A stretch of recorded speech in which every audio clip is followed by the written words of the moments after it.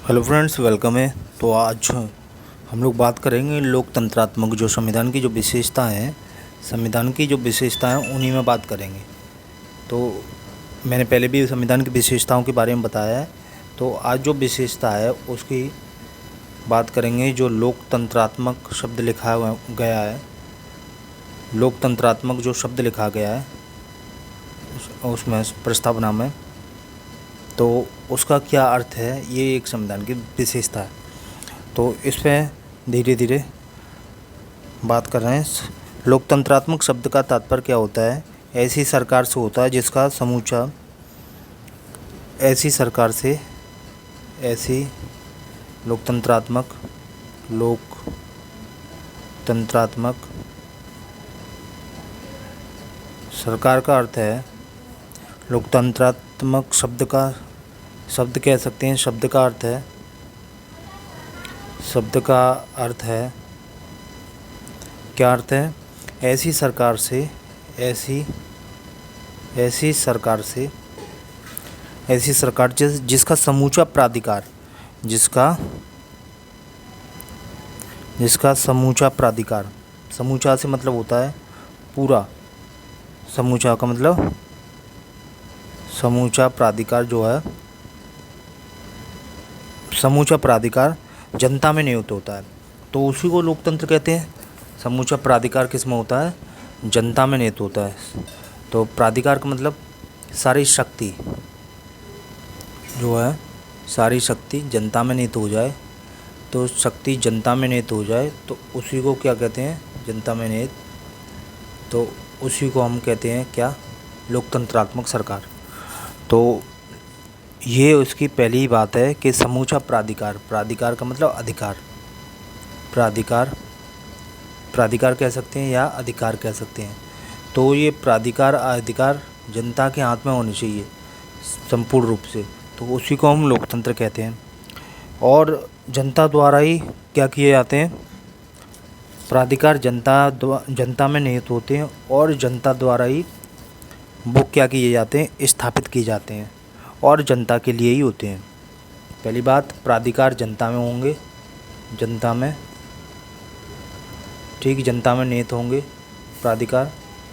और दूसरी बात, जनता के लिए होंगे,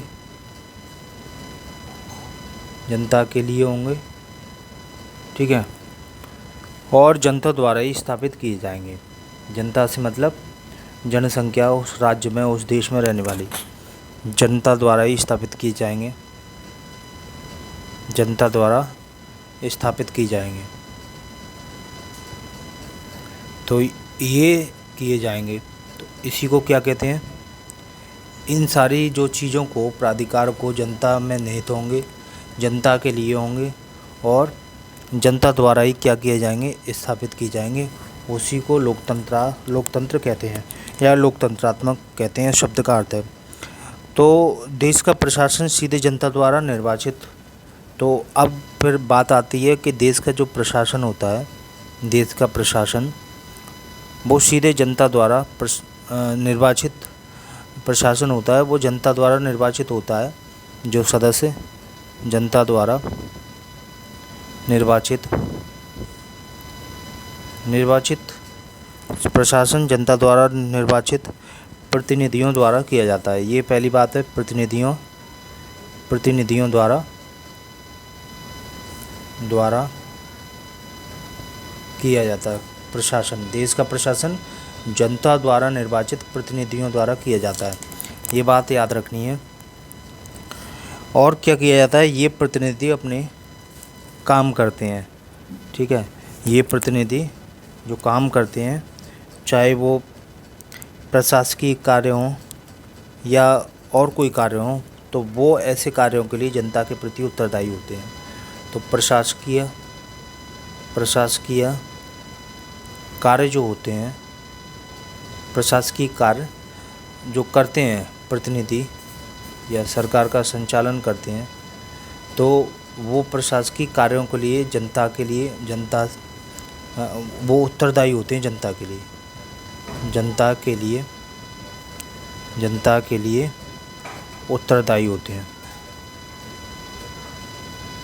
ये बात है। वो जनता के लिए क्या होते हैं, वो उत्तरदायी होते हैं। और प्रत्येक 5 वर्ष के बाद जनता नए प्रतिनिधियों का निर्वाचन करती है और ये प्रक्रिया लगातार चलती रहती है। और जनता क्या करती है, उत्तरदायी होते हैं। उसके बाद प्रत्येक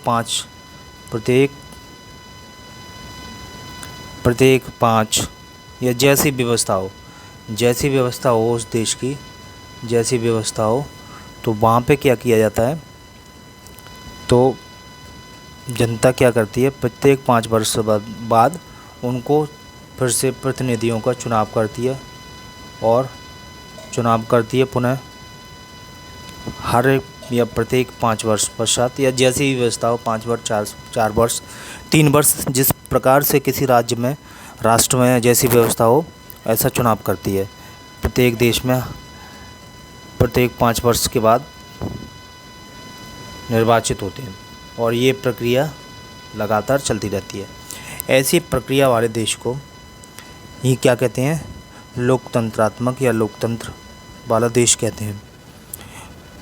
तो इसी उद्देश्य के लिए संविधान में क्या किया गया है, इसी उद्देश्य को, ये जो उद्देश्य है सरकार के संचालन की प्रक्रिया, सरकार के संचालन की जो प्रक्रिया है, इसी उद्देश्य के लिए क्या किया गया है, संविधान में एक व्यवस्था की गई है। क्या व्यवस्था की गई है, संविधान में व्यवस्था की गई है जिसको क्या कहते हैं, वयस्क मताधिकार कहते हैं। वयस्क मताधिकार कहते हैं। तो एक लोकतंत्रात्मक जो देश होगा, लोकतंत्र की ये परिभाषा में सारी चीज़ शामिल है कि वयस्क मताधिकार होगा।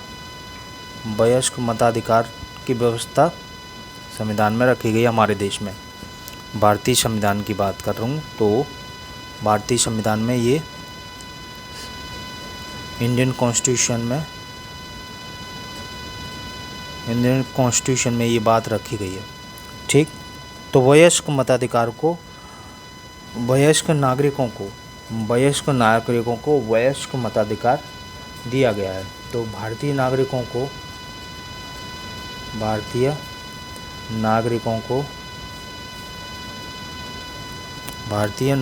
को वो ये वयस्क मताधिकार प्रदान किया गया। ठीक है, प्रदान किया गया है।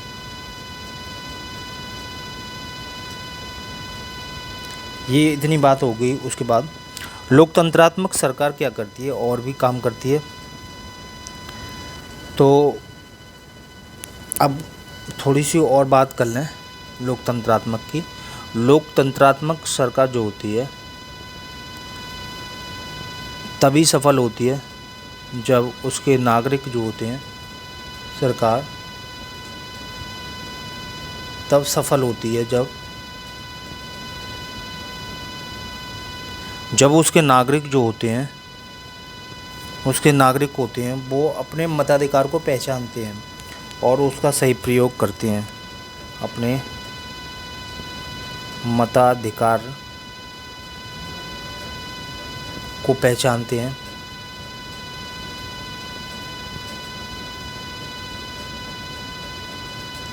और सही प्रयोग करते हैं।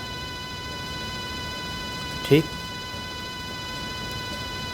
तब वो कहीं जाके लोग सही से लोकतांत्रिक देश बन सकता है, लोकतंत्रात्मक देश बन सकता है।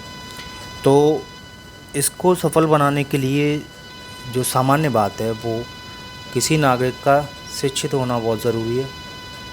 किसी नागरिक का शिक्षित होना बहुत आवश्यक है।